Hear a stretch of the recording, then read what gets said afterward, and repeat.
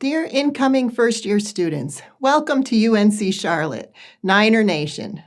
While I'm a professor here, this message is some personal advice and encouragement from you. Hopefully you'll hear something that will challenge you towards more introspective and positive change. And if you aren't a brand new student, hopefully you'll find something of use as well. First-year students, what a year you have had, right? 2020, most of you are members of the high school class that had to hold graduations at racetracks, drive-ins, or didn't get to have a ceremony at all due to our ongoing battle against COVID-19. And you're also members of the generation of young people that led us all through this summer, through the marches for social justice and protests against systemic racism and police brutality in the wake of the murder of George Floyd. You are a generation of change agents, and today I want to encourage you to continue to challenge racist ideas, behaviors, outdated systems far beyond what my generation has accomplished towards creating a just society. So, we're going to talk about racism, and with that comes talking about white privilege and white supremacy, because you can't have oppression if you don't have privilege. Just the mention of the words white supremacy and privilege often cause people to just tune out. But please just hang with me for a bit. While my goal is to challenge you to think, I do apologize in advance if I say something kind of wrong or unintentionally hurtful to you. This is a tough topic, so I might fumble it a bit, but I'm going to try to reach some people with something valuable. But if I just make you uncomfortable, then I think that is okay, because university professors like to challenge students like you into exploring new ideas and defending what you determine that you believe. It's what we do. You are adults now. Many new first-year students are just turning 18, so you're now old enough to vote, register for selective service, join the armed forces like I did when I turned 20. So you're old enough now to have your own opinions about race, class, and social justice in America. As new university students, it's now about more than adopting what your parents believe, or your grandparents, or just accepting what your minister said, or coaches, or news pundits, or what's shared by influencers on social media. You are now accountable for your own positions and behaviors. This is a season of change. Poet Maya Angelou, who is from North Carolina, said, "When we know better, do better. We can't just keep defending what makes us comfortable." It is past time to look at how we may be accidentally propagating white supremacy. Black and Indigenous students of color, as new students, please challenge what you expect and what you will accept as far as treatment while a student here at UNC Charlotte. So look at this graphic of this iceberg. Maybe you've seen this before or one like it. If you haven't, just Google the words iceberg and racism and you'll find many versions of this graphic. Look how the overt or obvious racist acts are at the top of the iceberg where they can be seen above the water. Hate crimes, displaying swastikas, these are easy to call out and not do, whether it be accidentally or on purpose. But look at some of these others that are more covert and subtle. I want to point out several that hopefully will get you thinking about your own beliefs and words, and also what you will tolerate or accept from others. The meritocracy myth. Have you heard of it? Meritocracy is the system that says someone's achievement in life is based on their talents, accomplishments, and amount of efforts. So basically, IQ plus effort equals merit. But it's a myth. It is not true. Ability plus effort does not always equal success. Really? Well, yes. Let's take our city of Charlotte. In 2013, a Harvard-UC Berkeley study showed that Charlotte, North Carolina ranked 50 out of 50 for economic mobility. That is, the ability of a child born in the bottom income bracket to rise to the top income bracket as an adult. Low-income people, including those in communities of color, have a tremendous opportunity gap, and the data prove it.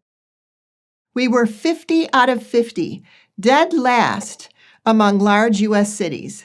There is a tremendous chasm between the rich and the poor in our city, and we are the second largest banking capital in the country. So we can't make statements that assume that someone's ability plus effort will automatically lead to success, because it doesn't always happen. Let's talk about wealth. Income is what you earn, but wealth is what you have or what you inherit. This relates to the bootstrap theory.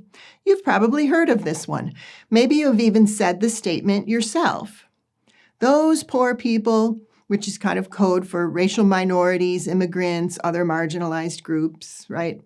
So someone says, those poor people must be lazy. They lack initiative. They just need to pull themselves up by their bootstraps like my family did. My grandfather worked hard to start our family business. He pulled himself up by his bootstraps. There is a terrible flaw in the logic of the bootstrap theory. Imagine you joined a Monopoly board game after 30 minutes of play. By that time, all the good properties are bought up. Boardwalk and Park Place are owned, maybe hotels are going up, all 4 railroads are bought, all that's left are Baltic Avenue and Mediterranean Place. You are not going to amass any wealth from owning those properties. In fact, some professors of education just up I-85 at North Carolina A&T did a study on this exact issue. Their research article is entitled, "When the Rules Are Fair, but the Game Isn't." They showed it was impossible to win at Monopoly if you start late, and that the experience of starting late was so frustrating that the new players often quit because they just couldn't get ahead no matter how well they played. See the parallel to minority-owned businesses late to the game of the American economy? It has led to minority communities having less wealth to pass to the next generations. So look at this one. White savior complex. That is where a white person helps a person of color in a self-serving way to make themselves feel good. And it propagates a horrific power differential. Unfortunately, this is behind the old-fashioned charity model that you see in missions work. Oh, bless her heart, she does so much work with the poor. What would they possibly do without her? The white savior complex is best illustrated in some popular movies that you may know: The Blind Side, The Help, Freedom Riders. There are a lot of movies that are beloved by some white people because they make them feel good about their race. But students of color, when you may have watched these films or similar ones, did you notice this theme? You aren't alone if you hated the message of helpless person of color is rescued by a good white person. This white savior complex is a real thing. I'm a professor here in our School of Social Work. The social work profession is currently going through a rigorous, uncomfortable look in the mirror because of many issues, including our historic role in child welfare work. Taking children away, breaking up families, often in minority and underserved communities, with little concern for assessing the impact of their social circumstances and the role of culture. Well, shame on us. I personally have been facing the hypocrisy of my own role, providing social work services in minority communities, as if I am the expert. We need to always make sure that people are empowered to be the expert in their own lives and go in with cultural humility. As a professor, I'm committed to training a multiracial, very diverse cadre of the next generation of social workers so that we have many different workers who perhaps look like and have similar experiences to people from many different walks of life. Okay. Let's see what else we can stir up here. Who else can we make uncomfortable? Colorblindness. What could be wrong with this? I don't see color. I treat everyone alike. America's a melting pot. We all assimilate and become the same, right? Maybe you know someone who says this, or you were taught this, or you say it. Colorblindness, while well-intentioned, is outdated and falls short. It creates relationships where we don't discuss race and we don't actively examine our implicit biases. Look, I think for white folk, our worst fear is to be labeled as a racist. I understand that is what's behind people saying that they don't see color.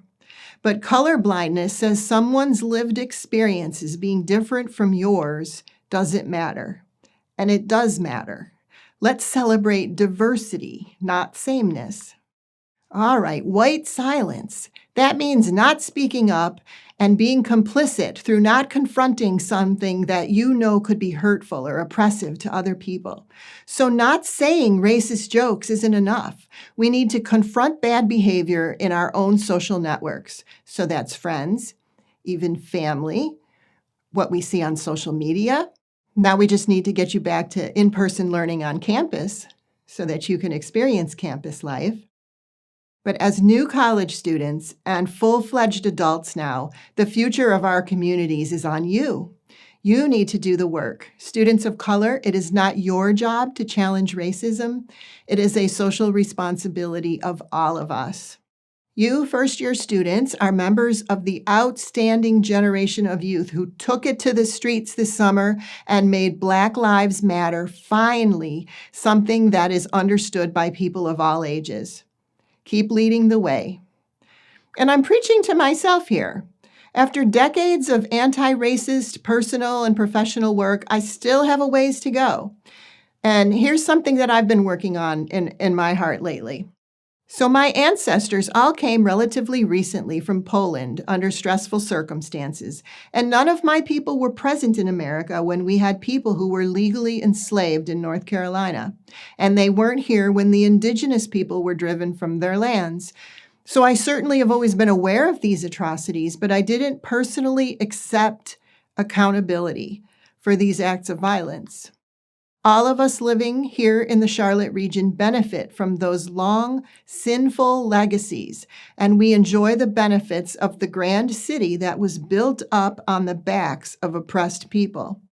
I'm working on coming to terms with that, and maybe you are too. Charlotte is in Mecklenburg County.